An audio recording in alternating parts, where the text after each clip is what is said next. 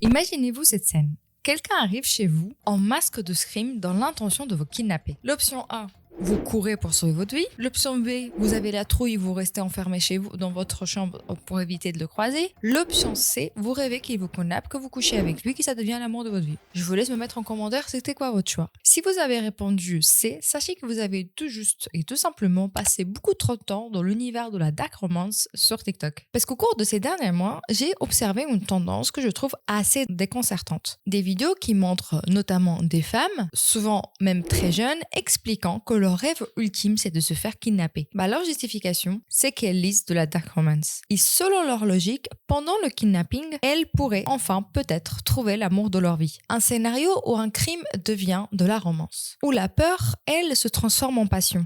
L'héroïne, souvent, elle est placée dans une situation de vulnérabilité, puis conquise ou sauvée par une figure masculine, dominante et souvent moralement douteuse. C'est quoi exactement la dark romance? Et surtout, pourquoi ça crée une forme de dépendance chez autant de femmes? Parce qu'au départ, ce genre littéraire qui était initialement très marginalisé a explosé grâce à Wattpad, à Amazon, à Kindle, à TikTok. Et pourquoi j'ai voulu m'intéresser également à ce sujet? Parce que je trouve qu'il vient mettre en lumière notre rapport à la fiction et aux relations. Sur ce qu'on fantasme, sur ce qu'on désire et surtout sur ce qu'on accepte et comment certaines dynamiques, parfois violentes, toxiques, voire même dangereuses, peuvent être romantisées. Parfois, on a des scènes entières de V, des scènes entières de AS, des scènes entières où on mêle des enfants, enfin des nourrissons. La fiction en elle-même doit pouvoir exploiter certains points sombres, doit être capable d'aborder des thématiques qui ne seront pas abordées classiquement. Et avant de commencer cette vidéo, je voulais mettre quelque chose au clair. Je ne considère pas du tout que la dark romance, comme j'ai pu voir beaucoup de fois, c'est de la sous-littérature, que ce n'est pas de la vraie littérature, etc. Non, je pense que la dark romance a le droit d'exister tout autant que la science-fiction a le droit d'exister. Mais en fait, ce que m'intéresse particulièrement dans la dark romance, c'est que pendant longtemps, la dark romance était là pour exploiter des sujets qui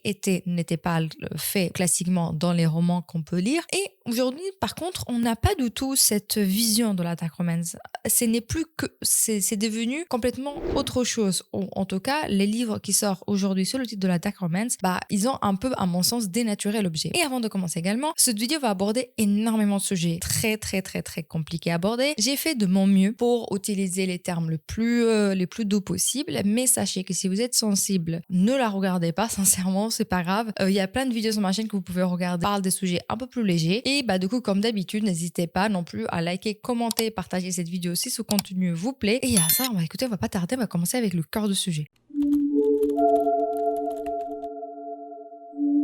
Je pense que pour comprendre où on en est aujourd'hui avec la dark romance, c'est très important de revenir un petit peu en arrière et regarder d'où ça vient. Parce que ce type de récit ne sort pas de nulle part. Les histoires de romans sombres, de fantaisie un peu tordues, ça ne date pas de TikTok. Parce que cette figure de femme attirée par un homme dangereux, mystérieux ou peu accessible, elle traverse toute l'histoire de la littérature romantique. On la retrouve par exemple dans Jane Eyre de Charlotte Brontë, je sais pas comment on dit, au 19e siècle. C'est un homme énigmatique, de secret, une relation qui est forcément déséquilibrée et on a déjà ces dynamiques qu'on retrouve un petit peu aujourd'hui également dans la dark romance. Pareil avec les récits gothiques ou des œuvres comme Rebecca de Daphné de Maurier, je pense que je le prononce bien, où il y a cette tension psychologique, cette fascination pour une forme de domination masculine, quelque chose d'un peu sombre mais qui reste quand même attirant. Mais la grande différence, je trouve, c'est que ces récits-là répondent à des codes précis. Il y a presque toujours une forme de cadre moral qui vient s'installer. L'héroïne finit toujours par prendre le pouvoir ou par transformer cet homme dangereux. Et surtout, même si la relation est intense, elle est passionnelle, etc., le récit reconnaît, parfois même implicitement, que cette dynamique pose problème. Il y a comme une espèce de retenue qui est beaucoup liée, bien sûr, à la morale de l'époque. Alors qu'aujourd'hui, dans la dark romance, j'ai l'impression que cette distance a un petit peu disparu, voire parfois disparu tout court. Ce qui était autrefois présenté comme quelque chose d'ambigu, de problématique, peut maintenant être directement esthétisé, voire même idéalisé. Et c'est pour moi à ce moment-là que, en tant que société, on doit se poser quelques questions et ça commence à devenir un petit peu inquiétant. Et tout ça pour vous dire que la version de la dark romance qu'on connaît aujourd'hui n'est pas si vieille que ça. Parce que si on est honnête entre vous et moi, vraiment, j'en suis, je pense, et beaucoup d'entre vous, l'exemple vivant. Il y a 15 ans en arrière, moi, quand j'étais adolescente, c'était quoi la dark romance? La dark romance, c'était Twilight. Qui ne se souvient pas de ces foutus débats entre qui est mieux, Team Edward, Team Jacob? Je vous dis, moi j'ai vieilli, moi je suis Team Charlie. On avait déjà cette fascination pour ce côté un peu sombre, mystérieux de l'homme un peu qui domine avec Edward et Jacob qui se battent pour Bella, mais rendez-vous compte que tout ça s'est fait dans le respect de consentement des autres. Après, il y a eu également 50 Shades of Grey, donc aux 50 nuances de Grey en anglais, je me rappelle, je l'avais lu à l'époque. Un énorme tournant, pourquoi? Parce qu'on a pu enfin également parler de désir féminin dans les livres sans forcément que ça soit tabou. Et je vous avoue, comme je disais, à cette époque, je l'avais lu, j'avais 16 ans, j'avais pas trouvé ça particulièrement choquant, il y avait des scènes un peu explicites, etc. Mais je trouvais qu'au-delà des scènes explicites qui étaient intéressantes dans ce livre, c'est surtout la psychologie des personnages et qui est très important également, c'est que malgré tout, malgré le fait que ce soit un peu de la dark romance, etc., il y avait toujours le consentement entre les deux personnages. Et avec de recul, on voit clairement qu'il y a une évolution. Parce qu'à la base, la dark romance, c'était quelque chose pour nous permettre d'explorer des sujets très touchy, quelque chose qui était transgressif, mais qui était quand même assez encadré par une certaine morale. Aujourd'hui, on est passé complètement à quelque chose d'autre. On est face à une accumulation de récits qui vont toujours plus loin, ou des dynamiques, franchement, qui sont plutôt problématiques, avec des abus, des manipulations, de la violence, ne sont plus juste présentes, mais parfois jusqu'à romantiser. Parce qu'on ne voit pas émerger seulement des œuvres qui exploitent des thématiques avec une certaine nuance, où à la fin on peut en tirer une certaine conclusion, mais juste des chapitres entiers. Franchement, je vous avoue, c'était lunaire, j'ai lu quelques extraits où c'est juste de la violence gratuite. Et c'est là où ça devient problématique. Et je trouve ça très intéressant parce qu'on vit quand même dans une société qui officiellement condamne toutes les formes d'abus. Et en parallèle, on vient consommer massivement des histoires qui mettent ces mêmes choses qu'on condamne en scène. Et même qu'à la limite, ça nous attire. Et ça, je pense que les éditeurs l'ont bien compris. Plus c'est sombre, malheureusement, plus ça vend. Et je vais vous mettre quelques extraits de vidéos de dark romance pour que vous compreniez un petit peu de quoi on parle.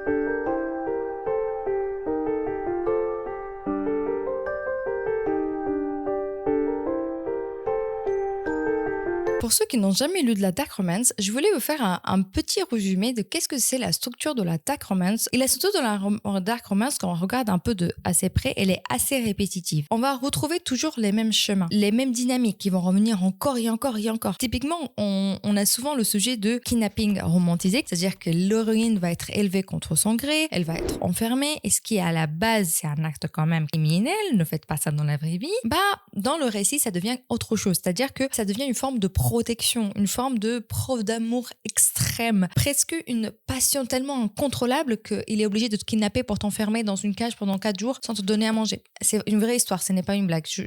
Bref. Et bien sûr, au début, la fille résiste parce qu'il ne résisterait pas, mais petit à petit, elle va finir par développer un espèce de attachement, un lien émotionnel avec son ravisseur. Et ce qui, à la réalité, ça reviendrait un peu à un truc de syndrome de Stockholm, même si j'ai mes réserves sur ce type de syndrome. Ensuite, il y a aussi la question du consentement. Ça, c'est vraiment un sujet que pour moi est extrêmement important lorsqu'on sait que ce type de contenu est par des jeunes. Là où dans une romance classique ou même dans beaucoup de contenus qui sont érotiques, le consentement est posé comme la base, ce n'est pas pour rien que souvent lorsque vous pratiquez des rapports sensuels, je vais le dire comme ça, vous avez des mots-clés, vous avez des choses pour vous protéger, voilà, pour que ça soit fait dans le respect de l'autrui jusqu'à la limite de l'autre est prêt à consentir. Aujourd'hui, en fait, dans la dark romance, comme malheureusement on voit, c'est que le consentement n'existe pas. Il est flou.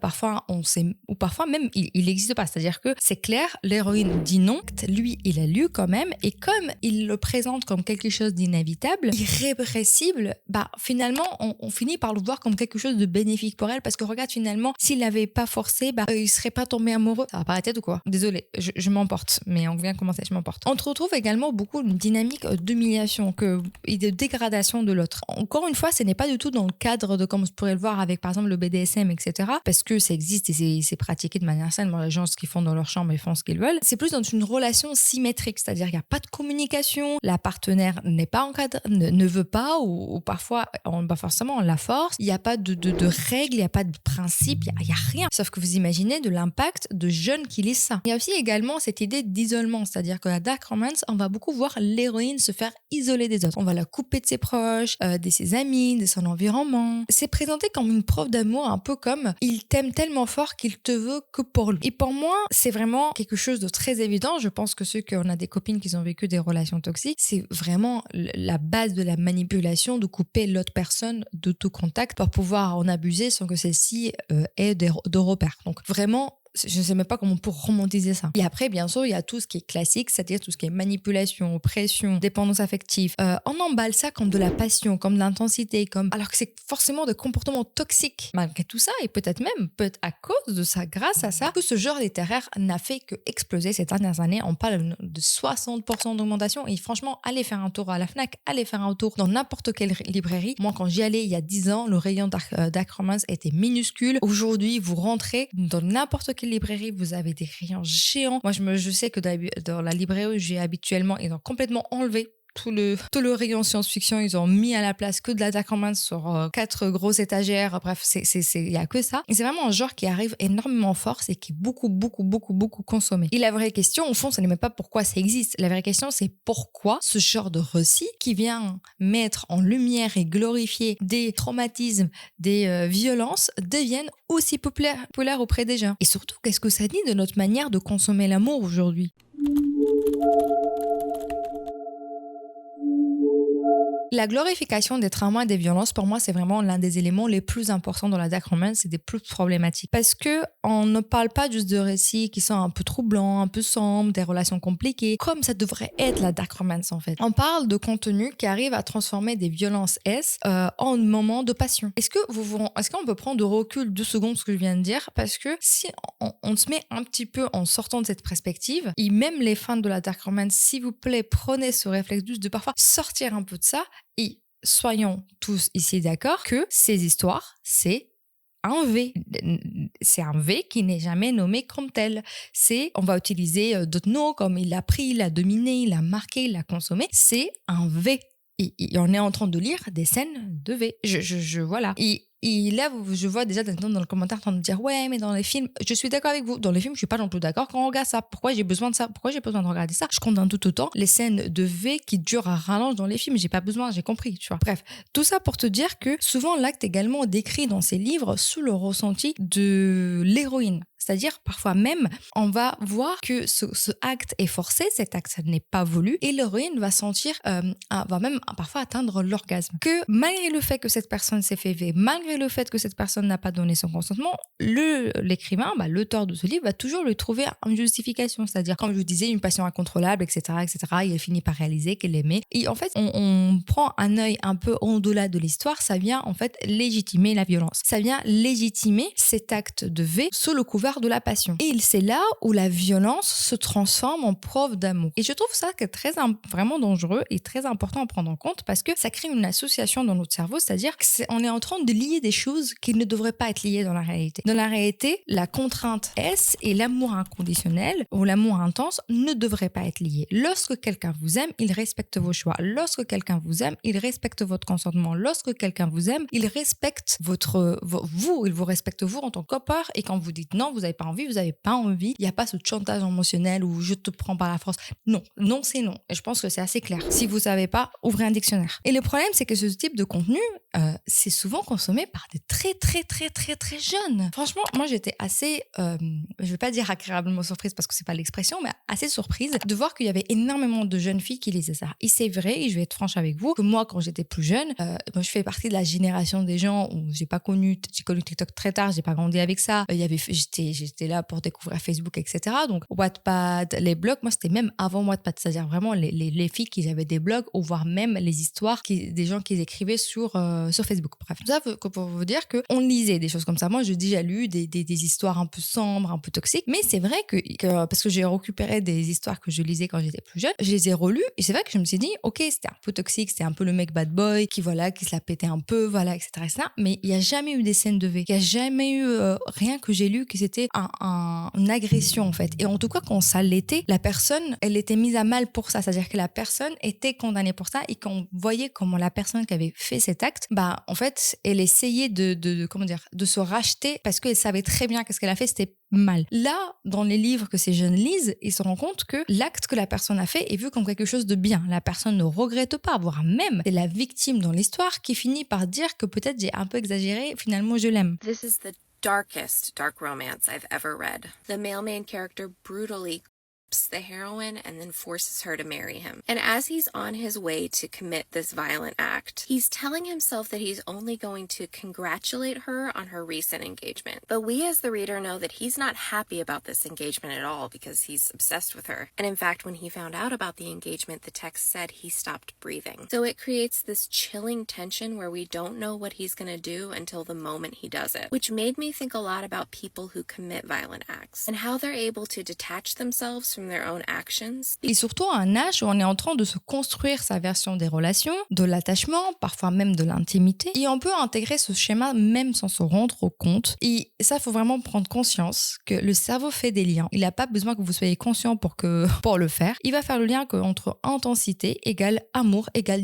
domination. Donc égale désir et violence. Et ces associations peuvent rester très longtemps, malheureusement. Et ça peut influencer de manière très subtile, c'est-à-dire que la personne qui lit va commencer à tolérer plus tard dans ses propres relations ce type de comportement. Il va même parfois avoir de mal à identifier ce type de comportement comme problématique parce que pour elle se dit oui mais si la personne écrit ça c'est que les relations c'est un peu comme ça. Et je sais que vous allez me dire non mais normalement on doit prendre du recul etc. Je suis d'accord avec vous, lorsque vous avez 40 ans et que vous lisez ce livre, c'est normal que vous ne croyez pas tout ce que vous lisez parce que vous avez déjà vécu ces relations, vous êtes déjà à un stade de développement de votre personnalité, de vous en tant que personne beaucoup plus avancé. Mais lorsque vous aviez 14 ans, rien ne vous dit que vous n'aviez pas été complètement absorbé pour ça. Il y a des études d'ailleurs qui le montrent que vous... Et il y a aussi ce qui est très important dans la dark romance, c'est déjà que tous ces problématiques toxiques, de domination, etc. sont réunies. L'héroïne va vivre dans cette peur permanente et les moments de répit où la personne va être gentille avec elle, c'est-à-dire où elle va pas l'agresser tout court, ils vont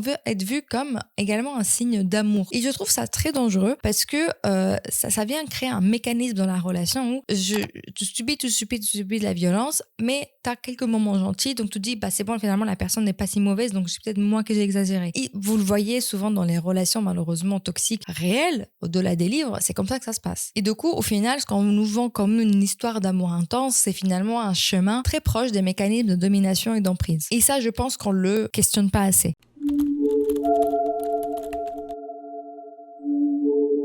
J'entends déjà les gens me dire « Oui, mais c'est de la fiction, ça n'est pas de la réalité. » Non. Lire de la dark romance ne veut pas dire qu'une femme veut vivre ces situations-là. Ça serait beaucoup trop simpliste de dire ça et complètement con, pour être franche avec vous. Mais voilà, le sujet c'est que est-ce que ça n'a vraiment aucun impact sur nous? Parce que c'est pas parce que tu ne veux pas vivre ces situations que ça n'a aucun impact sur vous. Ça, c'est vraiment une différence à faire. Parce que la réalité c'est que oui, ça a un impact sur vous. Le cerveau ne fait pas juste regarder ou lire. Il réagit quand tu consommes de contenu violent, très très intense. Il y a des mécanismes qui vont s'activer, des mécanismes neurologiques qui s'activent, et avec la répétition, le cerveau va s'adapter. Il va s'habituer à un certain niveau de violence, notamment lorsque tu vas consommer de la violence S. Il va être du coup habitué toujours plus de stimulus forts, des histoires plus violentes, des histoires plus extrêmes, et c'est exactement un peu la même logique qui se passe avec la porno.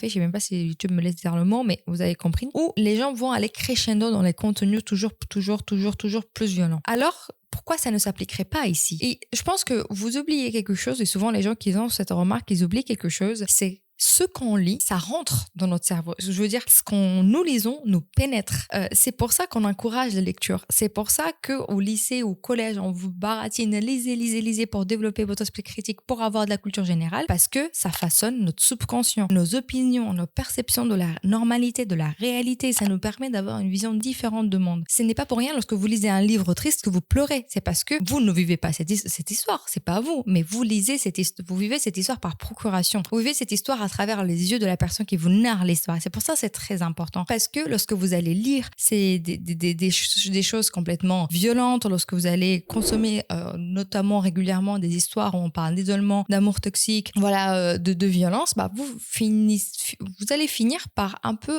avoir ces réflexes dans votre vraie vie, même si vous ne le souhaitez pas. Parce que ton cerveau va vouloir un peu intégrer ces schémas. Et d'ailleurs, je vous ai mis en description un article que j'ai trouvé super intéressant de Marine Lamblaise, je pense qu'elle dit comme ça. C'est une étude où elle interroge plusieurs collégiens et lycéens sur la consommation des romans sur Wattpad, et elle explique que la violence apparaît toujours comme un élément constructif de la relation de couple. Les abus émotionnels, que ce soit la jalousie, la possessivité, le chantage, le contrôle des fréquentations et des tenues, sont montrés sur un jour positif quand autant de preuves d'amour. C'est que lorsque vous lisez ça très jeune, vous intégrez des réflexes et des comportements relationnels et d'amour qui ne sont pas les bons.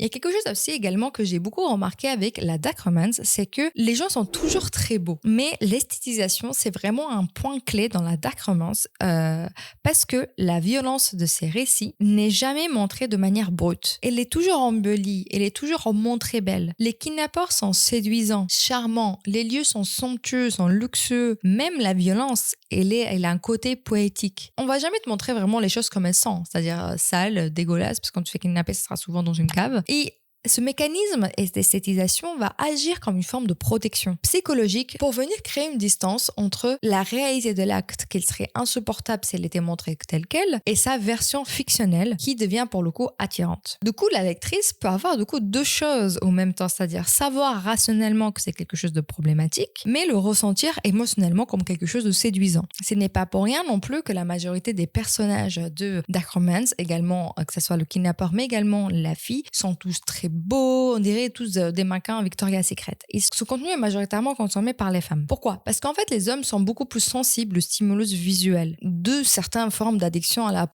classique, où les femmes, elles seront beaucoup moins. Alors que chez beaucoup de femmes, l'attachement vient par l'émotion, c'est-à-dire par le récit, par la projection, par l'imaginaire. Ce n'est pas juste ce qu'on lit, c'est ce qu'on ressent en lisant. Et la dark romance joue exactement là-dessus. Elle mélange narration, émotion intense, attachement aux personnages, tension psychologique, tout en même temps. Ce n'est pas un stimulus unique, c'est un mélange d'une expérience complète, que ça soit émotionnelle. En fait, c'est vraiment, à la limite, je vous dirais, un cocktail chimique d'émotions de votre tête lorsque vous lisez. Et c'est pour ça que ce n'est pas anodin. Parce que les mots, contrairement à ce que beaucoup pensent croire, ne sont pas neutres. Quand on parle de la dark romance, beaucoup disent « ouais, mais finalement, est-ce que ça serait pas mieux juste de lire la dark romance ?» Parce que c'est vrai que là, c'est problématique parce qu'on vient exploiter des personnes et c'est des vraies victimes. Je pense que ce qui est intéressant avec la pornographie classique, c'est qu'elle est facilement critiquable aussi parce que c'est quelque chose qu'on voit. On peut pointer de doigt. On a des victimes réelles. On a des conséquences réelles sur des personnes humaines. On peut la documenter. Mais justement, c'est beaucoup moins facile de le faire pour la fiction. Parce que la fiction, c'est du texte. Mais elle peut poser de problèmes au long terme. Parfois même de manière un peu plus insidieuse. Parce qu'elle vient passer beaucoup plus facilement sous les radars. Et c'est pour ça, je pense aussi, ça la rend difficile à questionner. Il y a rien de visible. C'est beaucoup plus facile de dire ce n'est pas bien lorsqu'on voit une exploitation qui se fait à l'écran, mais dire que ce roman que tout le monde recommande, que tout le monde partage est problématique, alors que tout passe par ce que le lecteur sent ou même ce que l'auteur a écrit et qu'il n'y a pas de victime réelle concrète, c'est un peu plus compliqué. Et c'est là où je trouve que le système est assez malin parce que cette forme d'addiction, si on peut appeler ça comme ça, c'est beaucoup plus facile à cacher. Lorsque vous lisez, en fait, la culture et la lecture est vue comme quelque chose de valorisant. Personne ne va venir vous dire vous lisez quoi exactement. Vous dites que vous lisez, d'un coup vous êtes vu comme quelqu'un qui est intelligent, qui est cultivé, qui lit, etc. Contrairement à d'autres types de contenus qui sont beaucoup plus facilement condamnables parce qu'on peut les voir, on peut les toucher, ils sont palpables. Si demain vous voyez un jeune qui regarde de la pornographie, il aura une conversation avec ses parents. Si demain vous voyez une fille qui est en train de lire un livre, peut-être c'est un livre horriblement violent, ses parents diront lis un livre. Vous voyez ce que je veux dire? C'est dans cette relationnel-là que je trouve que c'est très dur à cerner. Et c'est vrai que de plus en plus de gens commencent un petit peu à se dire en fait finalement la dark romance c'est un peu problématique quand même. Et c'est quelque chose que je trouve positif de venir quand même mettre un petit peu l'église au milieu du village, parce que je trouve que ce n'est pas normal, et ça c'est mon avis purement personnel, qu'aujourd'hui on est normalisé d'écrire des choses parfois vraiment. J'ai lu beaucoup de choses, j'ai vu beaucoup de choses. Là, parfois, j'ai arrêté de lire, en fait. Je ne pouvais pas lire tellement c'était violent, c'était cru, c'était... Et ça amenait nulle part. Vous voyez, c'était juste gratuit. Et bref, tout ça pour vous dire, pour moi, c'était un peu compliqué. Et c'est vrai que quand les gens... Je vois beaucoup de vidéos de TikTok sur des filles qui condamnaient ça, qui disaient que c'était pas normal. Je vous mettrai quelques-unes en extrait parce que je trouve ça intéressant de voir aussi d'autres personnes s'exprimer sur le sujet. Dark romance is not above criticism, and I'm so tired of people getting yelled and screamed at because they criticize dark romance. There's this weird thing happening when it comes to media where there's this anti-intellectualism thing where people think just because it's fiction or just because it's art that it's above criticism and that you cannot apply it to the real world. Media does not exist in a vacuum. Art imitates life and life imitates art. That is how this cycle continues. And if you obsess over certain elements, eventually you will begin to romanticize those things if you do not cleanse, if you do not have critical conversations about them. Le problème de la dark romance, c'est que elle est soit complètement pro-violence, soit en tout cas pas assez claire sur est-ce qu'on dénonce ou est-ce qu'on romantise. Et du coup, c'est un gros problème parce que je pense que déjà les signaux sont très compliqués à comprendre, notamment pour les jeunes ados. Et si en plus on leur enrobe ça encore plus dans non mais c'est hyper... sexy de tomber amoureuse d'un criminel qui va vouloir te séquestrer et te violenter, et au final tu vas voir que tu vas finir par aimer ça. Non, pour moi c'est vraiment dangereux, et surtout dans un contexte où il y a si peu de prévention pour les jeunes.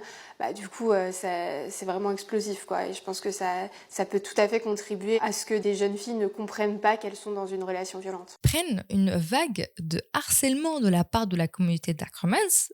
Je pense que vous vous rendez pas compte. Il y a des gens qui défendent ce type de contenu. Et moi, je trouve que là où c'est important aussi, je veux dire pourquoi ce type de personnes défendent autant ce genre qui leur tient à cœur et ce type de contenu qui leur tient à cœur, parce que quand on critique ça, c'est venir critiquer également eux en tant que personnes. C'est qu'on vient indirectement, sans le vouloir, critiquer leurs fantasmes, critiquer leurs désirs, critiquer leur goût, critiquer leur genre littéraire préféré. Et pour beaucoup de personnes, ça, ils le prennent très personnellement. Donc, avant que vous vous emballez dans les commentaires, ne le prenez pas personnellement. Sincèrement, je trouve juste que les auteurs devraient arrêter d'écrire des sujets sur des sujets comme ça. Il y a tellement de choses à écrire dans ce domaine-là, pas besoin d'écrire de scènes de V à rallonge pour rien. Et c'est plus ça dénature même le genre, à mon sens. Donc, les principales réactions que j'ai vues, c'est « mais si tu n'aimes pas, tu n'as qu'à pas lire ». J'adore quand les gens me mettent des commentaires comme ça. Ça paraît tellement logique. Oui, arrêtons. Si tu n'aimes pas, tu n'as qu'à pas lire. Ok. Ça donne l'impression aussi que c'est un choix individuel, que c'est une question de liberté personnelle. Mais honnêtement, aujourd'hui, ce n'est pas possible de dire ça. Parce qu'on ne parle pas uniquement des adultes qui font ce choix en pleine conscience. On parle également des mineurs qui grandissent dans des environnements où ce type de contenu est littéralement mis sur leurs yeux. Poussés par TikTok, poussés par les influenceurs BookTok, poussés par les librairies, poussés par toutes les plateformes du monde parce que ça vend. Et une fille de 14 ans qui va chercher activement des livres à lire ou des histoires à lire sur TikTok et qu'elle va tomber sur un booktokeuse qui lui recommande ce livre, mais bien sûr qu'elle va dire à sa mère « Maman, achète-le-moi » ou elle va l'essayer de télécharger gratuitement en PDF sur n'importe quel site. Et surtout que ça devient un phénomène culturel. Ce type de livre est devenu un espèce d'environnement. Tu fais des liens sociaux avec les personnes qui lisent ce type de contenu comme toi. Tu vas en rencontre des auteurs avec tes copines qui lisent ce type de contenu. Donc c'est très dur de dire à une gamine de 14 ans, ne lis plus ça parce que ce n'est pas bien pour toi, alors qu'on leur met sous le nez et qu'il y a tout un engrenage médiatique, social qui vient favoriser ce type de contenu. Et c'est là où l'argument de la responsabilité individuelle ne tient pas. Ça c'est limite. Parce que ce n'est pas juste une question de choix personnel, c'est un système, c'est des gens qui veulent que tu lises ça parce que ça rapporte de l'argent. Pourquoi vous pensez que les éditeurs publient à gogo de type de contenu comme ça? Pourquoi vous pensez que les influenceurs BookTok passent leur vie à faire de la promo de ce type de contenu? Déjà, premièrement aussi, parce que c'est un type de livre qui est plus facile à lire. C'est-à-dire que je dirais pas que c'est de la mauvaise littérature parce qu'il y a des livres qui sont en dark romance qui sont très très très bien écrits, mais c'est vrai que j'ai constaté quelque chose malheureusement, qu'il y a beaucoup de livres qui sortent, qui sont mal écrits, que vraiment je me pose même des questions. Et il y a des descriptions, je comprends pas. Et il faut aussi poser, je pense que c'est intéressant de voir ça de ce point de vue-là, parce que je vous parlais beaucoup de la littérature, de la dark romance, etc. Mais également, je pense que l'environnement dans lequel elle évolue, elle grandit, c'est un environnement où on a une fascination et non par le true crime. Et ça, c'est vraiment quelque chose qui m'a toujours tourné un petit peu dans ma tête, c'est de me dire cette façon de romantiser les criminels, cette façon de romantiser les bad boys, les récits de domination sont déjà présents dans le réel. On n'a même pas besoin parfois d'aller dans la dark romance pour les trouver. On n'a qu'à voir tout le monde qui s'est tourné autour de Ted Bundy comme c'était l'homme le plus beau, le plus intelligent de la planète. Ce mec, c'est un criminel. C'est un criminel. Il a kill des personnes. Ce n'est pas quelqu'un de fréquentable. Ce n'est pas quelqu'un auquel on fait des lettres d'amour. Vous pouvez pas le sauver. Et je dis pas du tout qu'il faut pas regarder de true crime. Moi, même, j'adore ce type de contenu. Je regarde beaucoup. Mais vous savez ce que j'aime dans true crime? Ce n'est pas le meurtrier. J'aime quand les flics le chopent. J'aime quand cette personne est mise en prison. Et ce que j'aime parmi le plus, c'est comment ils arrivent à le choper. C'est quoi l'enquête judiciaire qu'on va jusqu'au bout pour choper ces personnes? Ils les foutent en tôle. En fait, le criminel, pour moi, je m'en fous qui c'est. Ce qui m'intéresse, c'est comment on arrive à choper pour qu'on puisse le reproduire et essayer de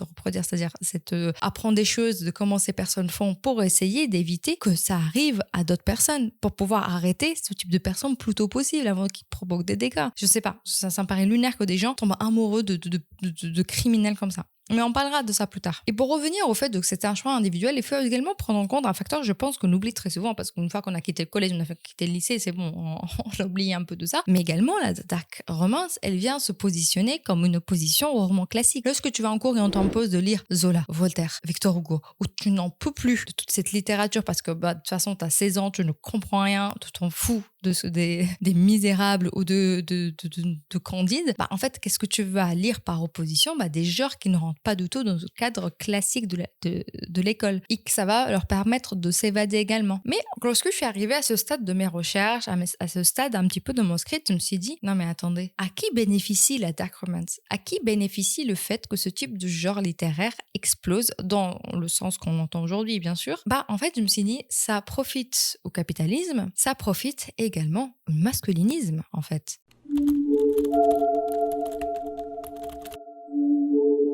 La dark romance et le masculinisme. Alors, je trouve que c'est un des paradoxes le plus important que j'ai vu. Aujourd'hui, la dark romance, c'est un allié de masculinisme. Pourquoi? Je pense bien sûr qu'on peut avoir des fantasmes, tout ce qu'on veut, et que tout en temps, une femme féministe, ce cas-là, aucun problème. Sauf que malheureusement, la dark romance, dans ses rouages, dans ses récits, dans sa présentation, ça ne fait pas du tout en faveur des femmes. Au contraire, ça fait en faveur au masculinisme. Parce que pendant que des influenceurs masculins apprennent aux garçons à dominer, la dark romance apprend aux filles à se laisser dominer, à se soumettre et d'accepter les relations toxiques telles comme ils les décrivent dans les livres. Maintenant, il y a un autre point également central, c'est que la dark romance ne serait pas devenue ce qu'elle est devenue aujourd'hui sans les géants de numérique qu'elle souhaitait qu'elle devienne ce qu'elle est devenue aujourd'hui. C'est-à-dire TikTok, YouTube, un peu moins YouTube, mais TikTok, Wattpad, Twitter, Amazon, etc. Parce que ça leur rapporte, mais vous imaginez même pas combien de millions par an, voire même, je dirais, milliards. Leur modèle économique, c'est l'engagement. Ils savent très bien ce qui fait rester les gens. Ce qui fait rester les gens, c'est le rage bait, c'est les choses problématiques,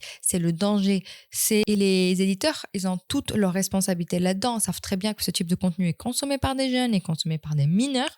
Et comme ça, ils continuent quand même à publier et à recommander ça avec des influenceurs BookTok qui est dans la communauté à 14 ans. Parce que pour moi, le sexisme, comme on l'entend aujourd'hui, cette société patriarcale n'a jamais été aussi puissante que depuis qu'elle est accompagnée de capitalisme. On a allié un genre littéraire qui vient détériorer l'image qu'on a des femmes, accompagné d'un modèle capitaliste. Mais comment vous voulez que quelque chose de positif sorte de ça? Et ça, vous savez, c'est le problème de cette capitalisation à outrance de ce genre littéraire, c'est que ça dénature le genre littéraire. C'est-à-dire qu'aujourd'hui, j'ai vu énormément de gens dans les commentaires me dire, ou dire même à des autres personnes, qu'ils n'arrivent pas à trouver de bons livres de la dark romance. C'est-à-dire qu'ils n'arrivent pas à trouver un bon livre qui aborde des vrais sujets, vraiment comment c'était la dark romance avant, en fait. Et il y a aussi une conséquence, c'est que la dark romance provoque une surconsommation de livres énorme. La majorité des personnes qui ont des très très très très grosses bibliothèques que je vois sur le BookTok français, ou même américain, c'est des personnes qui lisent énormément de dark romance. Comme je vous disais, c'est une lecture qui est facile. Ça ne veut pas dire que c'est mal écrit. Ça veut juste dire que c'est une lecture qui te demande pas une concentration exceptionnelle. Ce n'est pas comme si tu lisais, je ne sais pas moi,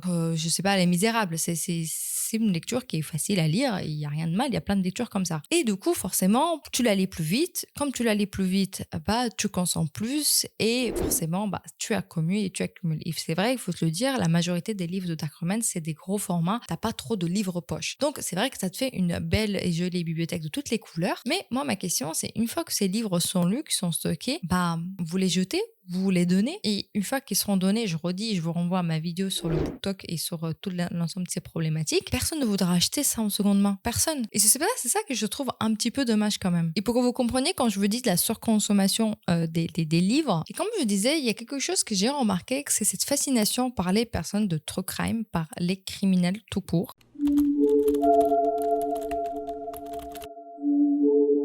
Et ça s'appelle le hybristophilie. C'est l'attraction pour les criminels. Et en fait, c'est vrai que c'est quelque chose que j'ai constaté, que 85% des auditeurs de podcasts de True Crime sont des femmes. Et 70% des critiques de livres de True Crime sur Amazon sont écrites par des femmes.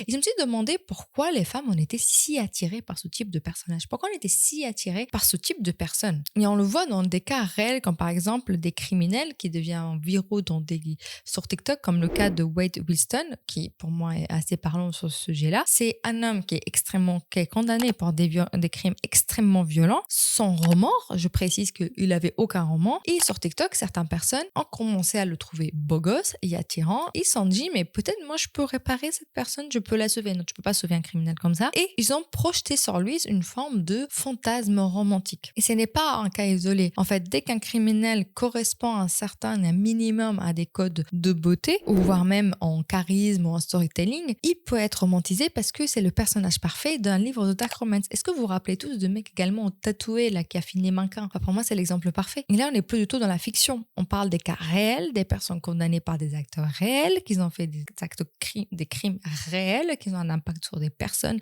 réelles. Je suis désolée, je répète le réel, mais pour qu'on prenne conscience que là, on est dans la vraie vie. Ce n'est pas un livre que vous pouvez fermer et ranger de votre bibliothèque et ces personnes n'existeront jamais. Et je trouve qu'on est face à un problème qui est également culturel, en fait. Du coup, pourquoi les femmes ont ce côté-là? Et je pense que c'est beaucoup à cause de la culture dans laquelle on grandit, à cause de l'éducation qu'on nous donne. Malheureusement, même moi, j'ai eu cette éducation, c'est-à-dire que on doit toujours aimer quelqu'un malgré ses défauts. C'est vu comme quelque chose de valorisé. Les femmes ont toujours cette tendance à toujours devoir accepter les défauts de l'autre, toujours devoir faire plus, toujours devoir être conciliante, toujours devoir essayer de réparer les choses. Et je trouve que ça se montre un peu dans ce cas-là. C'est toujours les femmes qui veulent s'occuper des autres, qui veulent sauver ces personnes parce qu'on pense qu'on peut changer ces personnes-là. On ne peut pas changer quelqu'un, je vous le dis. Ça vous économisera peut-être de temps. Et tout ça, normalement, on en est tous conscients. Et normalement, on essaie de lutter contre ça. On essaie de lutter contre ce type de stéréotype, contre ce type d'éducation pour dépasser un petit peu ces vieux codes. Mais j'ai de mal parfois à comprendre, et je vous avoue, je n'ai pas encore compris pourquoi, malgré qu'on sait tout ça, malgré qu'on a la chance de vivre dans une société où on a mis ça en lumière, où les gens en parlent, où on a plein de mouvements,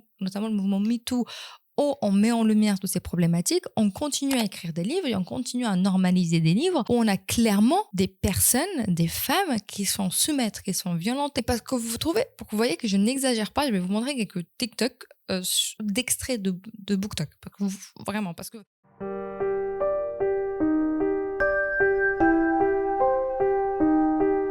He's a 10, but he pulls her tampon out, and while they're doing it, he tells her to carve her name into his leg. She has to carve her initials into his leg while they are doing the deed. He's a 10, but he locked you in a cage. He's a 10, but he lets his pet tarantula crawl all over you during sexy time. He's a 10, but he literally torched a gas station because the cashier put hands on you. He's a 10, but he unalived your mother. He's a 10.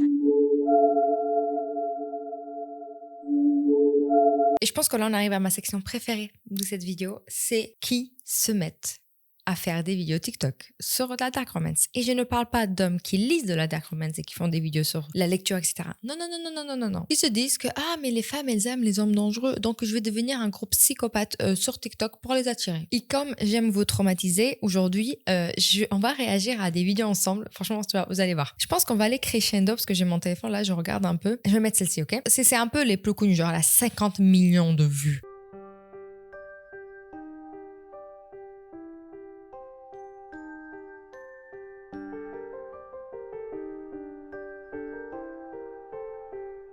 Ça a 4,9 millions de likes, 49 000 commentaires et 465 000 sauvegardes. C'est bon pour vous, personne ne se fait kidnapper comme ça. Quand tu te fais kidnapper, c'est pas comme ça que ça se passe. Et déjà, ce sera pas du tout par des mecs comme ça. C'est pas des mecs musclés avec un masque et qu'après deviennent dans l'amour de ta vie. Bref, quand on va voir dans les commentaires, franchement, il y en a qui disent my dream. Il y en a, il a mis je suis jalouse, pourquoi on m'a pas invité. Et je suis tombée sur un commentaire qui est trop drôle. Est-ce que vous voyez le mème de chat? En tout cas, je vous le mets là, je vous mets le commentaire. Il a mis moi en train de lire les commentaires. C'est vrai que il y a pas beaucoup de gens qui sont en train de dire il y a un problème là. Il y a un little problem. Ce n'est pas parce que tu as mis dark romance sur ton commentaire que sur hashtag dark romance sur ton TikTok que c'est normal de faire ce type de contenu. Et je vais vous montrer ce que je disais tout à l'heure sur l'homme qui disait ouais, je stalk toutes les gens qui me suivent. Il a mis félicitations, tu as trouvé l'homme masqué qui toujours répond et stalk tous ses nouveaux followers. Mais les guys, ils font juste ça pour avoir des nouveaux followers. C'est tout ça. Et il y en a un, pour le coup, qui est revenu souvent et qui me fait absolument pas rire. D'accord? Ça me fait absolument pas rire. C'est celui-ci. Je vous lis la traduction et après on regarde la vidéo, ok? Idée de date. Je te chasse dans les bois et si tu survis, c'est que tu es l'élu.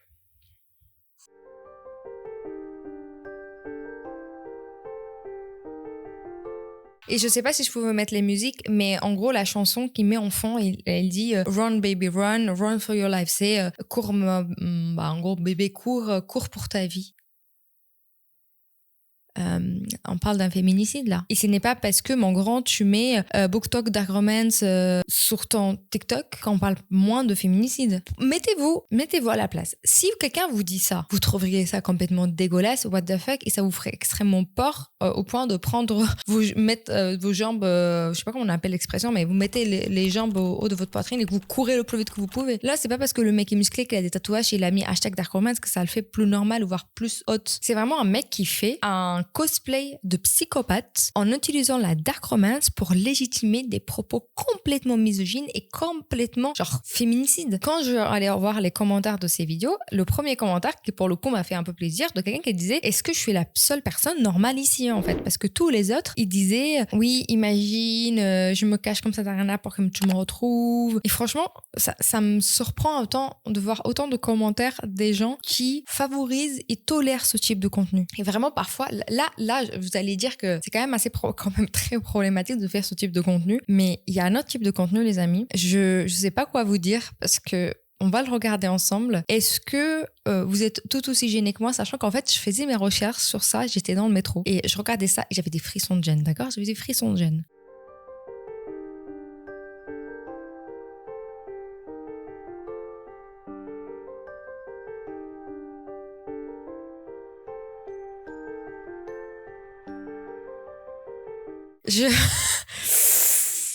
Il disait je suis horrifiée. Voilà, c'est tout ce que j'ai à vous dire. Voilà, j'espère que cette vidéo vous a plu. Non, je rigole. Il y a des jeunes qui regardent ça. Hein. Et je trouve que ce qui est dangereux avec ce type de contenu, c'est qu'il y a une forme de validation de la misogynie, il y a une forme de validation de ce type de comportement, de toujours penser que les femmes volent un bad boy chez les masculines. C'est que les femmes volent les mecs durs, les mecs s'affirment, les bad boys, les mafieux, etc. En fait, non. Déjà, pas toutes les femmes veulent ça. Peut-être qu'il y a des femmes qui sont attirées par ce type de garçon. Mais les femmes ne veulent pas ça, ne veulent pas forcément ça. Et surtout, ne veulent pas d'un homme qui les violente, ne veulent pas d'un homme qui soit... Je sais pas, moi, j'ai pas envie que le premier date me fasse courir dans une forêt pour me poursuivre avec une hache, mais ça va pas la tête ou quoi? Je suis tombée sur une fille, pour le coup, qu'elle est mariée, et elle demande à son mari de faire ce que l'homme dans ses livres dark romance fait. Et je vais vous montrer la situation, mais en fait, je ne sais pas à quoi elle s'attendait.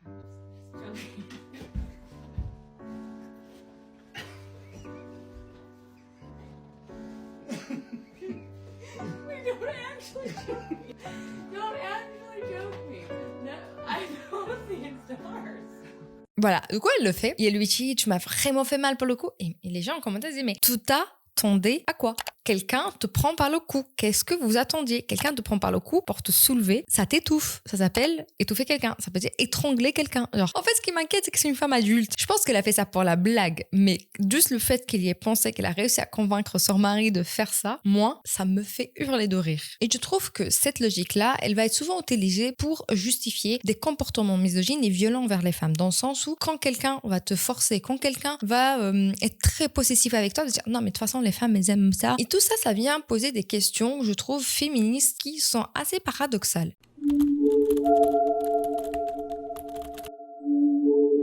D'un côté, on va voir les femmes qui vont dire que non, que ce type de contenu, il est bien parce qu'elles considèrent que les femmes ont le droit à leurs fantasmes. Même si ces fantasmes peuvent être jugés problématiques, peuvent être jugés déroutants, et même s'ils ne correspondent pas à la vision idéalisée qu'on se fait. Et le fait de pouvoir parler de ça, écrire sur ça de manière libre et sans jugement, c'est un peu aussi de dire mon imaginaire, mon fantasme m'appartient et du coup, en soi, je suis libre de faire ces choix. Et il y a l'autre côté des femmes qui disent je vous avouerai, j'en fais plus partie. Ce type de contenu met en scène des actes de domination, de la violence et, comme je vous disais plus tôt, des relations très déséquilibrées. Et on y retrouve globalement et dans la majorité des cas des schémas classiques de patriarcat. Et je pense que les femmes, bien évidemment, qu'on a des fantasmes, qu'on a une vie sensuelle à avoir et qu'on peut avoir des désirs, etc. Mais je pense que la majorité des livres de dark romance qui aujourd'hui sont publiés, qui sont édités et qui sont mis à disposition pour vous ou pour tout le monde à la librairie ne reflète pas du tout, mais pas du tout, ce sens de libération féminine. Mais on y retrouve tout simplement les codes habituels de patriarcat et de domination. Les livres de dark romance qui exploitent réellement les sujets de libération sensuelle des femmes, de vraiment s'y retrouver dans ces fantasmes, sont malheureusement très rares. Et ma question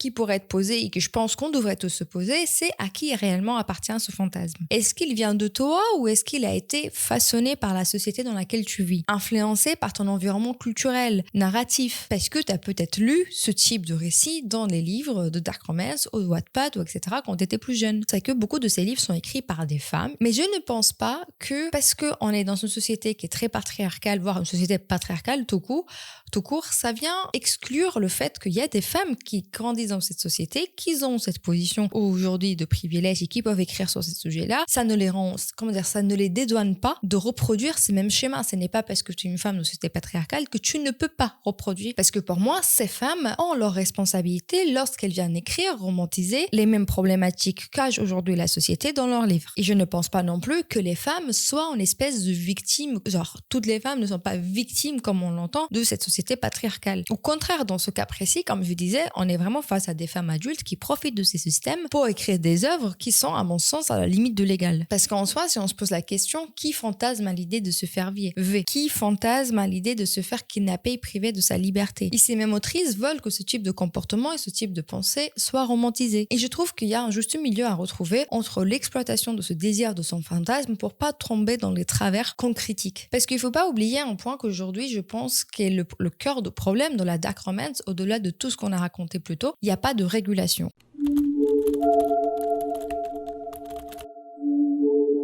Contrairement à la où aujourd'hui on a les sites qui sont bloqués si tu peux pas prouver ton identité, t'as besoin d'une carte d'identité, etc. Également sur les films, vous voyez par exemple le 51 degrés était disponible à la librairie, tu pouvais aller l'acheter, t'avais 14 ans, t'allais l'acheter, c'était allé avec tes parents. Par contre, quand le film est sorti au cinéma, il y a eu tout un scandale, il y a eu des contrôles, etc., limitation d'âge. Aujourd'hui dans les livres, il n'y a pas du tout de classification d'âge, il n'y a pas du tout de limite, n'importe qui peut télécharger et lire ses livres. Et les plateformes comme TikTok, même si dans leur politique ils disent qu'on peut pas parler de ça et ça et ça et sous en fait, du moment où c'est une grosse boktokeuse, une grosse tiktokeuse qui en parle, ils laissent passer. Et je trouve qu'il n'y a pas assez de discussion sur ce sujet-là. Et un autre point aussi, je pense que même si je vous ai dit depuis le début que ce qui était aussi inquiétant, c'était la jeunesse, je pars quand même de l'idée que c'est inquiétant globalement. Je veux dire que c'est inquiétant pour tout le monde que ce type de récit, que ce type d'écriture soit disponible comme ça dans les librairies. Aussi parce que même si on a un certain âge, même si on a 50, 60, 25, 30 longtemps, on reste quand même un être humain et on reste quand même un être humain qui est influençable et on va forcément, sans le faire exprès, en lisant ce type de contenu, intérioriser certains types de mécanismes. Que ça soit... et même, je me dis, quand d'autres personnes vous raconteront des situations, sans faire exprès, vous allez banaliser ce type de situation parce que vous l'avez déjà vu dans votre livre de Dark Romance. Par exemple, je vais prendre un exemple. Si le copain de ta meilleure amie lui dit non, mais tu sors pas trop, arrête de sortir, etc. Normalement, tu dirais, en fait, tu fais ce que tu veux. Tu sors si tu as envie de sortir, tu es un être libre, tu fais ce que tu veux, tu es quelqu'un d'adulte. En fait, peut-être vous auriez trouvé que non, mais en fait, c'est parce qu'il t'aime qu'il te dit ça, c'est pour te protéger, etc. Non, en fait. Pour vous dire aussi, c'est qu'aujourd'hui, on a atteint un certain niveau de la dark romance que je trouve on allait trop loin. C'est-à-dire vraiment on allait trop loin. Dites-vous que j'ai même trouvé un livre que je n'ai bien évidemment pas lu, mais j'ai lu le résumé d'une meuf qui écrivait sur le Ku Klux Klan. Pour les plus jeunes d'entre vous, je vous laisse aller faire vos recherches sur Wikipédia. Je pense que vous l'avez tous appris à l'école, où elle romantisait le Ku Klux Klan. Voilà, je ne sais pas, voilà. Depuis quand on a dit que c'était normal? En fait, moi, c'est ça qui me dérange, c'est le fait de toujours devoir tout romantiser. Fais un livre sur ce sujet-là, mais fais un livre. Tu peux faire un livre, je veux dire pas forcément dans la réalité telle quelle, où tu extrapoles, où c'est un peu de la fantaisie, etc. Mais tu ne romantises pas ce type de groupe, tu ne romantises pas ce type de choses, surtout au vu de l'histoire de ce truc et de ce qu'ils ont fait. Je sais pas, moi ça me paraît quand même assez fou qu'on ait toléré, qu'on ait admis la publication de ce type de livre. Et c'est là où je venais en venir également, c'est qu'en regardant sur TikTok, je suis tombée sur un TikTok qui m'a beaucoup inquiétée. En fait, je suis tombée sur ce TikTok d'une fille, je vous le mets, où elle dit quand il est plus vieux que toi et obsédé par toi. La fille, elle a l'air vraiment d'être une fille extrêmement jeune, vraiment très jeune. Franchement, je pense que je lui dirais tout juste 18 ans. Et le mec, je l'ai pas réussi, on voit pas sa tête, mais j'ai vu un peu ses épaules, etc. Il a l'air vraiment plus vieux. Genre, je pense que je dirais au moins 29 ans, 28 ans, peut-être mon âge. Est-ce que je me vois moi sortir avec quelqu'un de 10 ans comme moi? Je vous assure, non. Non, ça c'est vraiment quelque chose que j'ai appris quand j'ai grandi. Et je me rappelle de moi plus jeune, qui se faisait draguer par des vieux. Et je me suis dit, moi, sortir avec un mec qui a 17 ans alors que j'ai 28 ans, mais ça va pas la tête. Et je me suis dit que c'était pas normal que les hommes qui m'ont dragué, qu'ils avaient 28 ans alors que moi je n'avais que 16, ne pensent pas comme ça. Soit, revenons à ça. En fait, ça m'inquiète parce que, comme je vous ai montré, beaucoup de gens disent it's giving dark romance, en fait, c'est une ambiance dark romance, etc., etc. En fait, ça m'inquiète qu'on normalise ce type de relation où vous avez quelqu'un de extrêmement plus âgé et quelqu'un qui est beaucoup plus jeune. Et je sais que vous allez tous venir me voir parce que non, mais moi je connais telle personne qui ils ont 12 ans d'écart, etc. Moi, je veux bien quand tu as 30 ans et que tu sors avec quelqu'un qui a 42. J'entends, je comprends, etc. Il n'y a aucun problème. Mais moi, quand je vois des filles qui ont 18 ans et qui sortent avec des hommes qui ont 30 ans, je refuse de croire que ces filles sont capables de choisir librement. Et je ne dis pas qu'elles sont connes, je dis juste qu'elles n'ont pas l'expérience. Pourquoi? Parce que moi, ça fait 10 ans que j'avais 18 ans. Il y a 18 ans, je ne réfléchis pas du tout pareil qu'aujourd'hui que j'ai 28 ans. Je n'ai pas du tout les mêmes avis, je n'ai pas du tout la même expérience de vie, je n'ai pas du tout le même recul sur ma vie, je n'ai pas du tout la même vision sur des choses parce que j'ai grandi, j'ai une maturité qui est beaucoup plus élevée. Et c'est vrai que je me dis, bon voilà, là j'ai 28 ans, demain si j'ai 35 ans, je ne pense pas que je changerai beaucoup parce que c'est bon, je suis fixée, ma personne est fixée, on est tous amenés à évoluer, mais le changement ne sera pas drastique. Moi je vois à quel point c'est drastique entre moins de 18 ans et moins de 28 ans. Donc ça vraiment c'est quelque chose que vous me dites ce que vous voulez, ça pour moi c'est no go. Et là surtout ce qui m'inquiète les amis, c'est que là on voit une meuf qui met en hashtag mariage arrangé.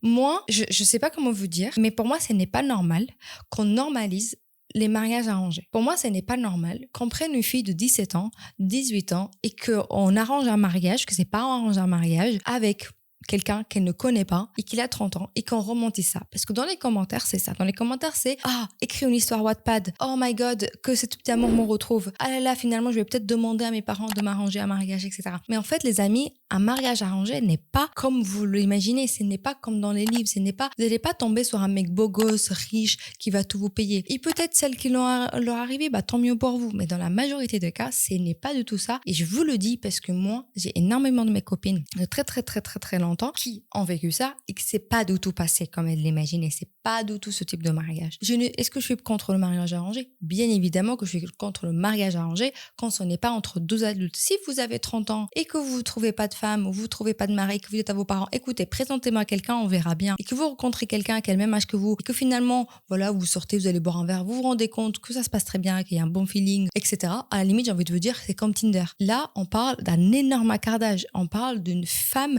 qui est extrêmement jeune, qui est vulnérable, peut-être dans la famille dans laquelle elle vit, on ne sait pas. Est-ce que c'était vraiment un choix ou est-ce qu'elle ne s'est pas convaincue que c'était un choix? Il y a énormément de gens dans les commentaires, vraiment, il y a quelqu'un qui a mis « Elle vit, genre, My Book Dreams, c'est le livre de mes rêves. » Vraiment, désolée, je vais m'attarder sur ce sujet, mais c'est vraiment un sujet qui m'inquiète énormément de se voir ce type de contenu, notamment quand les femmes sont très jeunes. Là où je voulais faire la transition avec ce sujet-là et cet écart d'âge, c'est qu'il y a deux gros livres qui sont sortis, un en Australie, un en France, qui vraiment pour moi ont dépassé cette limite et qui m'ont donné envie de vous faire cette vidéo. C'est deux livres qui parlent de la PDF, je vais le dire comme ça, c'est les personnes qui aiment trop les enfants. Et là, je pense que je me suis vraiment posé la question, c'était quoi le point de non-retour? Et à quel niveau la dark romance, on allait la laisser faire sans rien dire? Et donc, beaucoup de gens qui ont critiqué ce livre, ils ont été vus et aperçus comme des personnes qui n'étaient pas en mesure de comprendre l'artiste derrière tout ça. Voire même, on leur a accusé de vouloir faire de la censure. Or, pour moi, il n'y a aucune nuance artistique à écrire sur des PDF. Il y a, tout simplement, et je pense assez cruellement, l'exploitation d'un fantasme criminel. Et la vraie question dans ces livres, c'est que ce sujet n'est pas du tout abordé avec un vrai regard critique sur la situation. Ce n'est pas seulement une question de légalité, parce que bien évidemment que c'est illégal d'être PDF en France, mais c'est également une question de morale. En tant que société, le curseur de la morale doit se retrouver où? On devrait tolérer des personnes qui écrivent sur ce sujet-là en les romantisant, qui se mettent sous le couvert de la liberté littéraire. C'est pour ça, on va d'abord parler de ce sujet qui a émergé en Australie, le livre Daddy Little Toy, en français, le petit jouet de papa.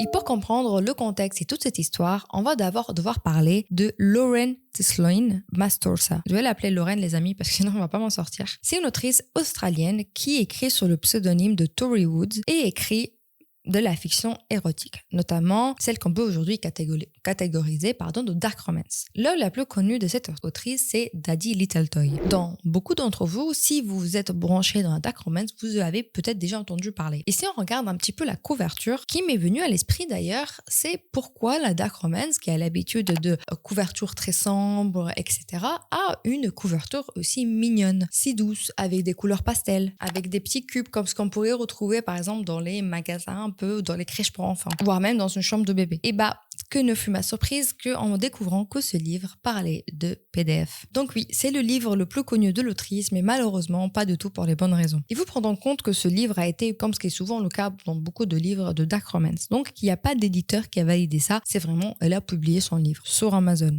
Je vais vous lire un petit peu la synopsis qui a été écrite dans le livre. Si vous n'êtes pas prêt pour ce type de contenu de cette vidéo, de partir de cette vidéo-là, allez voir une autre vidéo, allez regarder des vidéos de chat pour vous sentir mieux. Mais là, la fin de la vidéo va être un petit peu hard, ok?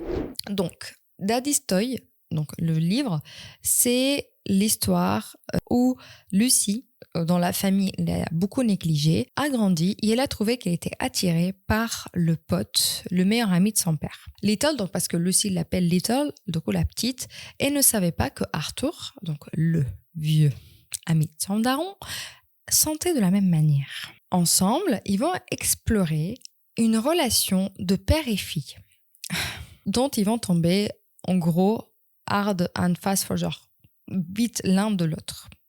Daddy, donc Arthur, je pense que vous avez un petit peu compris l'idée du livre. Donc, notamment, dans le livre, ils disent qu'elle a 18 ans, la fille, d'accord? Donc, elle a la majeure, même si, lorsqu'on lit quelques extraits, parce que oui, j'ai fait ça pour vous, j'ai lu quelques extraits, c'est dégueulasse, on voit que la fille, on dirait qu'elle a 14 ans. Vous voyez, elle n'a pas du tout le vocabulaire de quelqu'un qui a 18 ans. Pour rappel, l'ami de son père, il a 47 ans. Donc, dans le livre, il explique qu'il a eu toujours ce désir pour ce bébé.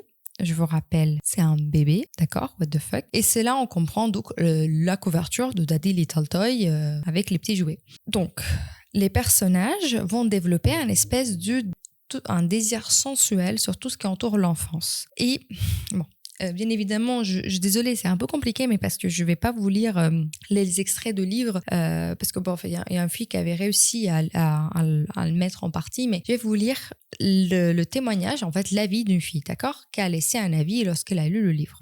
Bon, elle dit « Je l'ai eu en cadeau, mais mon avis reste complètement libre. J'ai dû arrêter le livre. Je pense que j'ai lu 23%. C'était assez suffisant pour moi à ce niveau pour pouvoir donner mon avis. Ce livre a un problème et c'est les trigger warnings. Le caractère masculin commence à avoir des désirs ou à faire attention à la femme, au caractère féminin, lorsqu'elle a seulement 3. Désolée, mais 3 ans. Et là, il cite un passage. « Vouloir une femme aussi douce que la fille de mon amie, Lucie, quand elle avait 3 ans à ce moment. » Après, il poursuit, pour ceux qui lisent l'anglais, à décrire sa zone intime. Là, même les trigger warnings n'ont rien à faire. Ce livre n'aurait jamais dû exister. Pour moi, quand t'écris ça, que c'est à vomir quand même, t'as pas besoin de mettre des trigger warnings, juste n'écris pas. Il y a tellement de sujets sur lesquels on peut écrire, des sujets compliqués dans le monde auxquels on peut écrire, on n'écrit pas sur ça.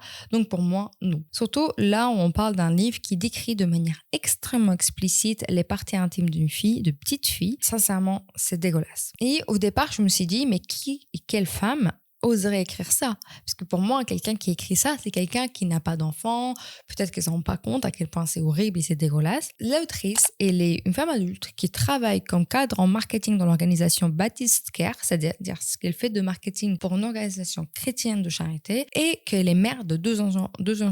Je ne sais pas comment elle peut écrire des choses comme ça en ayant des enfants. Et surtout, je ne sais pas comment tu peux écrire ça parce que tes enfants, quand ils grandiront, peut-être ils voudront lire ce que tu as écrit. Et surtout que cette femme n'est pas non plus toute rose. Elle a déjà été accusée plusieurs fois de plagiat, d'où le fait qu'elle a changé plusieurs fois de pseudonyme. Et après avoir été accusée, bien évidemment, de promouvoir les PDF et l'exploitation infantile, elle s'est défendue en disant « Je crois qu'il y a eu un énorme malentendu. Ce livre ne promeut définitivement et n'incite à rien à la PDF, d'Adélie Tolstoï et de la fiction et représente le monde du DDLG. Je comprends que j'ai mal agi et c'est pour cela que je l'ai retiré d'Amazon. Je ne vois pas l'excuse, en fait c'est plus en mode vous n'avez pas compris parce que vous êtes con et parce que vous ne comprenez rien. Je suis désolée, je pense que je suis capable de sentir le vomi monter de mon estomac lorsque je lis les descriptions des parties intimes d'une fille de 3 ans venant de quelqu'un qui a 29 ans. Ok, je pense pas que je sois normale. Et elle va continuer son message en disant que ce qui s'est passé entre les personnages n'a jamais eu lieu avant la majorité.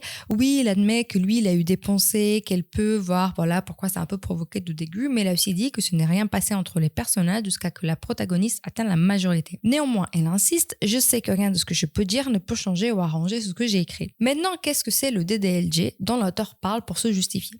Il s'agit de la chronique de Daddy Dom et Little Girl qui représente une catégorie de la pratique de BDSM, d'accord? Tout ce qui a à voir avec l'intimité, vous faites ce que vous voulez dans votre vie, mais dans cette dynamique, dans cette pratique-là, c'est qui est fait de manière normalement consensuelle entre 2 adultes. Le père va agir comme une figure paternelle, voilà, de protection, et la fille va jouer le rôle de la petite fille qui adopte du coup un rôle plus jeune. Voilà, vous comprenez ce que je veux dire. Donc voilà. Ce qui, même ça peut vous paraître un peu étrange, sachez que ce type de comportement n'est pas juste uniquement réservé au BDSM, vous savez. Vous faites un tour sur les réseaux sociaux, c'est quelque chose, une pratique qu'on voit énormément sur TikTok, etc. Des femmes qui vont prendre parfois des comportements de petites filles, par exemple que ce soit la voix ou les tenues. Donc ce dynamique existe même en dehors des pratiques sensuelles. Mais là, le problème, mais ceci étant dit, là, le problème dans le livre, c'est qu'on n'en parle pas de 2 adultes qui ont ce consentement, qui font ce type de choses. On parle de quelqu'un qui était dans une position de domination depuis que la fille elle était toute petite, qui a 47 ans au moment où les choses se produisent. Surtout profitant du fait que le cercle familial de cette petite fille soit complètement dysfonctionnel. Et au fait que la fille est dans un état de vulnérabilité très profond, pour moi, il n'y a aucun jeu de rôle. Et surtout, ce qui me dérange, mais de fou, désolé, mais vraiment, c'est un truc qui m'a énervé, c'est que sa défense, c'est non, mais il a attendu qu'il soit majeur. Mais en fait, pourquoi on donne cette impression que le mec, c'est quelqu'un de finalement moralement correct, vous voyez, c'est quelqu'un de bien, il a attendu que la fille majeure. Non, mais en fait, il avait déjà des désirs sensuels avec elle depuis qu'elle était mineure. Donc en fait, c'est là le problème. Il aurait dû se faire aider, d'aller avoir un suivi, pas d'attendre qu'elle soit majeure. Et après plusieurs dénonciations d'ailleurs, le livre a été supprimé de Amazon et l'autrice a été arrêtée. Alors, tout ça s'est passé en Nouvelle-Galles du Sud. Donc, la question, c'était qu'est-ce qu'on définit comme matière d'exploitation infantile? C'est-à-dire, qu'est-ce qu'on va mettre là-dedans pour pouvoir juger cette femme qui a écrit des choses horribles. Donc, en gros, dans le matériel d'exploitation infantile, la loi de Nouvelle-Galles du Sud intègre tout ce qui dépeigne ou décrive de manière jugée offensant, selon des personnes raisonnables, un enfant victime d'abus ou de cruauté, un enfant engagé dans des activités opposées sensuelles, et etc. Les textes précisent aussi que les facteurs à considérer, c'est les standards de décence, la valeur littéraire, artistique ou éducative, le mérite journalistique, le caractère médical, légal ou scientifique. Cela montre également donc que la loi prévoit une certaine contextualisation des choses lorsqu'elles sont écrites, mais qu'elle ne exclut pas non plus la poursuite sur des fictions lorsqu'elle estime qu'ils vont parfois peut-être trop loin sans aucun but. Et dans le cadre des infractions, on les retrouve, et les suivis pour ça, production, diffusion et possession, qui sont donc incriminés et passibles de peine de prison. Et c'est ce cadre juridique qui va permettre le fait que la justice s'empare de ce sujet. Ce n'est pas parce que ce n'est pas réel qu'elle ne peut pas être condamnée. Mais la question que les juges sont posés, est-ce qu'un matériel, y compris textuel, décrivant des situations impliquant des enfants d'une manière qualifiée d'offensante et sensualisante ou violente, peut être amené devant la justice et condamné. Et la magistrate qui a jugé cette affaire, donc elle s'appelle Bri Schlom, j'espère que je l'ai dit bien, et elle a dit que le lecteur se retrouve avec une description qui crée dans son esprit l'image visuelle d'un homme adulte ayant une activité sensuelle avec un jeune enfant. Et elle a rajouté, il est important de noter que ces descriptions et ce langage sont utilisés dans les passages du livre pour décrire un personnage semblable à un jeune enfant au moment où se déroule l'activité sensuelle. Parce qu'en fait, la femme se disait qu'ils étaient adultes. Et en gros, ce qu'elle va venir également dire la juge, qu'un lecteur raisonnable trouverait le livre indéniablement offensant et que c'est pour cette raison-là qu'elle a été condamnée. Mais pourquoi c'est possible cette condamnation en Australie? On verra plus tard que c'est un peu plus compliqué en France quand je parlerai de cas français. En Australie, toute représentation sensuelle d'une personne de moins de 18 ans est illégale. Il y a une politique de zéro tolérance qui est mise en place concernant ça. Et la France, j'aurais aimé ne jamais en parler, mais malheureusement, elle se retrouve dans cette histoire et c'est une histoire récente, je pense que vous avez tous entendu parler. Et bien sûr, on va parler de livres corps à cœur.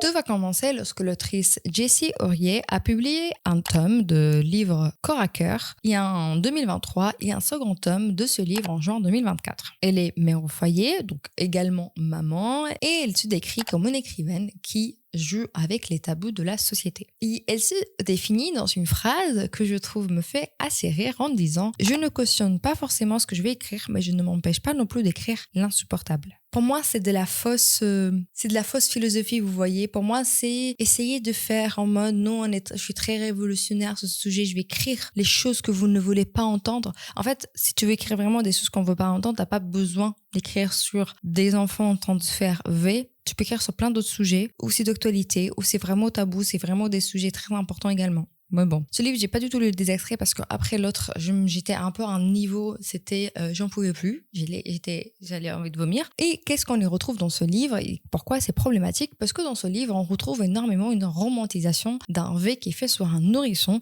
de la point de vue de l'agresseur. Et l'autrice, elle a dit qu'elle a fait ça pour nous permettre de voir les choses d'un point de vue de l'agresseur, pour le dénoncer, etc. Je veux bien qu'on veut bien dénoncer ça, par contre, t'as pas besoin de romantiser. Et après, pète un cap sur ce livre-là en disant c'est n'importe quoi, il faut le supprimer d'Amazon, il faut le supprimer, etc. Mine de rien, il y a quand même quelques personnes qui l'ont défendu, qui ont partagé ce livre, qui ont reposté ce livre. Et je trouve que c'est assez inquiétant de voir qu'il y a une certaine normalisation de ce type d'écriture, de ce type de romantisation des PDF dans la dark romance qui, pas dans sa globalité, je pense, mais que peut être une conséquence, et je pense que c'est une conséquence de tout ce qu'on a dit plus tôt. Et qu'est-ce que s'est passé? Comment la France a réagi? Parce qu'il faut comprendre bien évidemment que ces sujets-là dépendent de la législation du pays où c'est écrit, de la législation du pays où c'est diffusé. En France et en Australie, on n'a pas du tout la même législation. Et il faut savoir donc que le 26 février 2026, donc l'autrice a déposé plainte, d'ailleurs pour menace de M et de cyberharcèlement.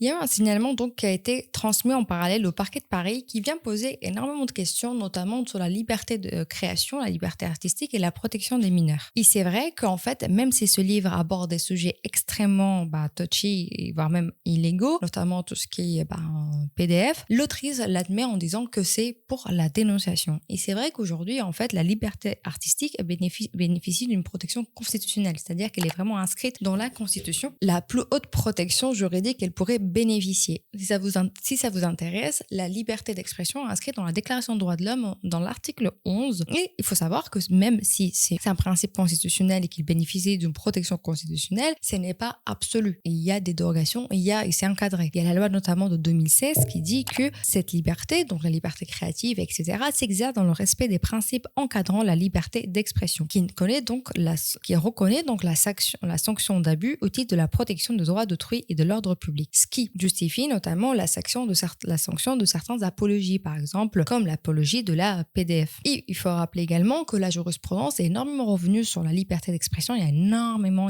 que ce soit la liberté d'expression, la liberté créative, la liberté artistique, il y a énormément de jurisprudence sur le sujet. En fait, pourquoi c'est quelque chose qui est un régime qui est très très très strict? C'est parce que le juge prend énormément de pincettes quand il s'agit de ces sujets-là, parce que, je cite, il dit, afin de ne pas investir le juge d'un pouvoir de censure qui s'exercerait au nom d'une morale nécessairement subjective.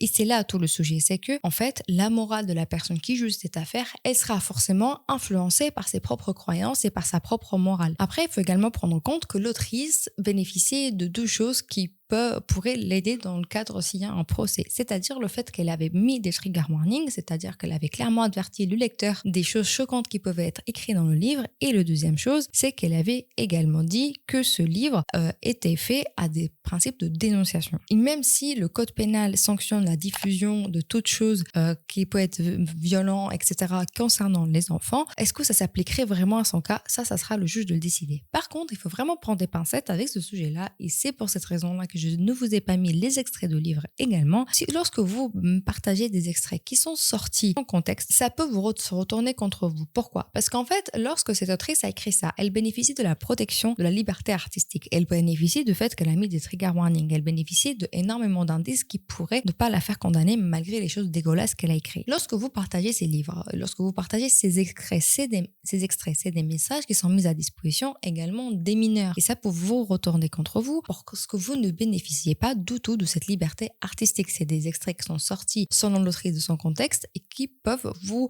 faire subir une condamnation si vous ne faites pas attention. Cette histoire est encore en cours, donc à voir ce que ça donne. Je ne sais pas si ça sera mené jusqu'à la justice, je ne sais pas s'il y aura un procès, mais en tout cas le livre a bien été retiré d'Amazon, même s'il y a énormément de gens qui ont défendu l'autrice et qui ont défendu ce type de contenu. Pour moi, je suis bien évidemment, comme vous l'imaginez bien, je ne suis pas du tout d'accord, et je pense que tout ça c'est la conséquence de la dark romance comme on la connaît aujourd'hui. Comme je disais, je pense que c'est tout ce qu'on a vu, tout ce que je vous ai exposé pendant toute cette vidéo qui est extrêmement longue.